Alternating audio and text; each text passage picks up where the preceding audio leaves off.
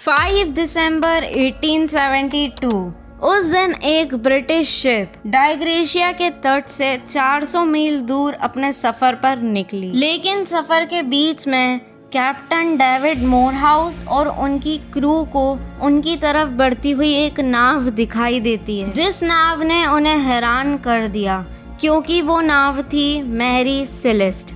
वही नाव जिसे बस 8 दिन पहले ही उनके खुद के दोस्त कैप्टन बेंजामिन ब्रिक्स लेकर निकले थे। वही शिप जिसे अब तक अपनी मंजिल तक होना चाहिए था। तो ये डाइग्रेशिया के रास्ते पर क्या कर रही थी? कैप्टन मोरहाउस ने बहुत से सिग्नल्स भेजने की कोशिश की, लेकिन सिग्नल्स का कोई जवाब नहीं मिला। तो इसलिए उन्होंने क्रू मेंबर्स को उस शिप के अंदर भेजा। तो जब क्रू मेंबर्स ने शिप के अंदर देखा तो उन्हें एक भी इंसान नजर नहीं आया। पूरी शिप में एक भी इंसान नहीं था। लेकिन असल में बात ये थी कि जब ये शिप अपने सफर के लिए निकल रही थी तब उसमें बेंजामिन ब्रिक्स और उनकी वाइफ सरा ब्रिक्स और उनकी 2 साल की मासूम बेटी Sophia Briggs and 7 crew members मौजूद थे। लेकिन जब उस शिप को अंदर से देखा गया था तो उस शिप में एक भी पर्सन नजर नहीं आया। तो ये 10 लोग एकदम से कहाँ लापता हो गए। लेकिन खास बात ये है कि उस शिप में ऐसी कुछ भी निशानी नहीं मिली जिससे ये लगे कि उसमें लूटपाट या फायरिंग हुई होगी। तो आखिर ये 10 लोग गए कहाँ? अ floating boat in which not a single person was found. तो अब ये वीडियो को ध्यान से देखना।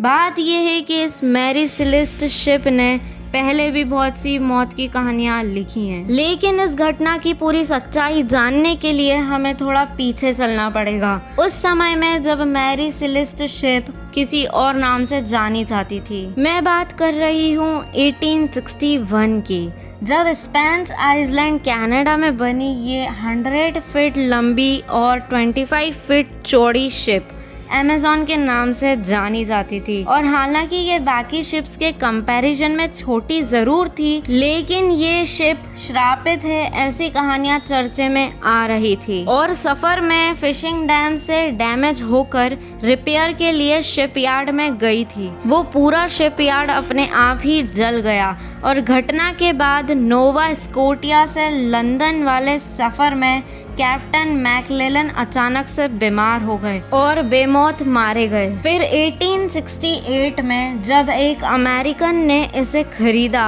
और रिपेयर करके इसे एक नया नाम मैरी सेलेस्ट दे दिया। तो फिर इसी तरह ऑनर्स की ऑनरशिप बदलते बदलते ये ship finally captain Benjamin Briggs के हाथों में आई। वही कैप्टन जो 5 दिसंबर 1872 को इस शिप से गायब थे। अब हालांकि कैप्टन ब्रिक्स की शिप पर कुछ चीजें थी जो पहली नजर में बिल्कुल सही सलामत नजर आ रही थी, पर मैरी सेलेस्ट ने कई राजों को अभी तक छुपा के रखा है। जैसे ऊपर से तो शिप की हालत बिल्कुल ठीक लग रही थी, पर शिप के निचले हिस्से में 4 फीट पूरा पानी भरा हुआ था और शिप के फ्रंट और बैक हैचेस के कवर्स निकले हुए थे और शिप की छोटी और इकलौती लाइफ बोट और रस्सी दोनों गायब थी। शिप के क्वार्टर्स में क्रू मेंबर्स का सारा सामान वैसे ही मौजूद था, लेकिन कैप्टन के रूम में चीजें थोड़ी बिखरी हुई नजर आ रही थी। छानबीन करने पर यह सामने आया कि कैप्टन के नेविगेशन इंस्ट्रूमेंट्स और मैप का पेपर गायब है। बस यही 2 चीजें गायब नजर आ रही थी। शिप पर 6 महीने तक खाया और पिया जा सकता था, उतना खाना और पानी मौजूद था। और जब उन्होंने कैप्टन के कैबिन में मौजूद एक बुक को चेक किया तो उसमें एक एंट्री मिली। ये फाइनल एंट्री थी जो 25 नवंबर सुबह 8 बजे की थी, यानी कि कैप्टन मोरहाउस के दोस्त 10 दिन से लापता थे। और अब यहाँ पर एक सवाल आता है कि एक कैप्टन तूफानों में भी शिप को नहीं छोड़ता, तो इस कैप्टन ने इतनी सही सलामत शिप को आखिर क्यों छोड़ा? और कैप्टन ब्रिक्स तो अपने क्रू मेंबर्स को खुद चुनते थे, यानी उनका हर एक crew member first class seller था और इसलिए एक ग्रेट कैप्टन और इतनी काबिल क्रू का एक साथ गायब होना किसी मिस्ट्री से कम नहीं था। ये शिप आखिर खाली कैसे मिल सकती है? कैसे 10 लोग अचानक से शिप से गायब हो सकते हैं?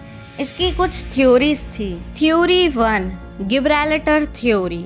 मैरी सेलेस्ट पर कुल्हाड़ी के निशान थे, कैबिन की फर्श पर काले धब्बे थे और कैप्टन की तलवार पर खून।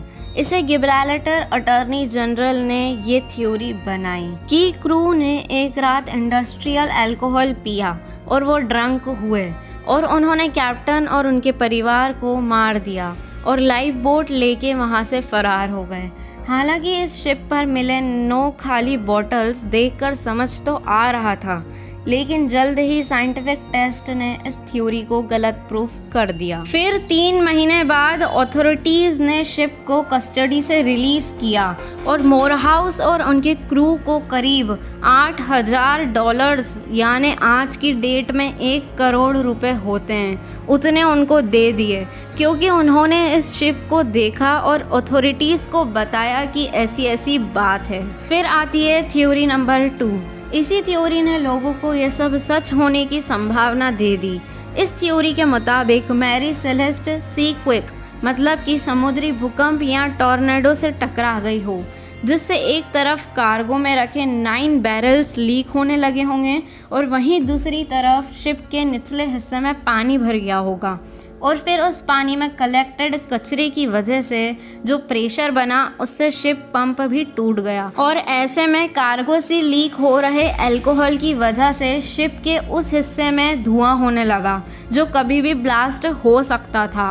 और बस अपनी शिप के ब्लास्ट हो जाने के खतरे से खुद को बचाने के लिए कैप्टन ने अपनी वाइफ, बेटी और 7 क्रू मेंबर के साथ छोटी सी लाइफ बोट की सवारी करना सही समझा, बिना इस चीज की परवाह किए कि गहरे समुद्र में छोटी सी नाव कितना चल सकेगी। सुनने में तो ये सिर्फ एक कहानी ही लग रही है और ऐसा ही बहुत सारी थ्योरीज बनी और कुछ लोगों ने तो मैरी सेलेस्ट के एक्सीडेंट का जिम्मेदार मैरी सेलेस्ट को खुद ही माना और तभी तो इस शिप के न्यूयॉर्क पहुंचते ही लोग इस शिप से दूर भागने लगते हैं और जिसने हिम्मत करके इसे खरीदा भी उसे फिर बाद में इसे लॉस में बेचना पड़ा। और फाइनली जब मैरी सेलेस्ट 1879 में सेंट हेलेना बे पर पहुंची, एक बार फिर से शिप की कैप्टन की मौत हो गई।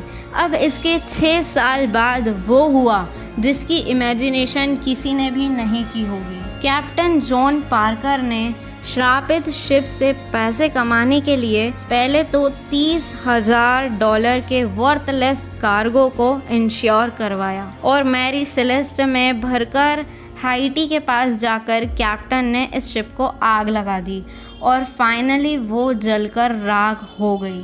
हालांकि इंश्योरेंस कंपनी को इस बात का पता चला और कैप्टन जॉन पार्कर पर केस चला, पर फिर भी वो और उनके साथी जेल जाने से बच गए। इस इंसिडेंट के 3 महीने बाद ही गरीबी से कैप्टन की मौत हो गई। तो ये थी इसकी कहानी। अब आप कमेंट करके बताओ कि इस शिप को लेकर आपका क्या ख्याल है। वीडियो को लाइक ज़रूर कर देना और चैनल को भी सब्सक्राइब ज़रूर कर लेना।